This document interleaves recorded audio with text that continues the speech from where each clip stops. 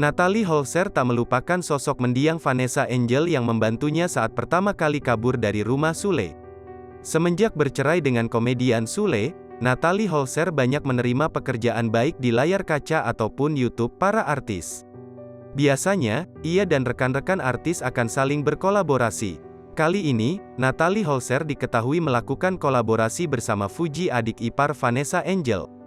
Lewat kanal YouTube Fujian, mereka banyak membahas soal kehidupan Natalie yang ternyata pernah bekerja sebagai SPG, hingga menyinggung soal pengalamannya yang kabur dari rumah Sule untuk pertama kalinya. Berdasarkan cerita Natalie, ternyata sosok Vanessa adalah orang yang pertama menolongnya. Kala itu, Vanessa juga sempat membawakannya martabak. Vanessa juga sempat berpesan agar Natalie menceritakan semua masalahnya kepadanya, tanpa ada yang ditutup-tutupi. Kemudian, Natalie Holzer juga tak lupa memuji sosok Fuji yang sedari dulu selalu membantu Vanessa tapi tak mau terlihat di depan kamera.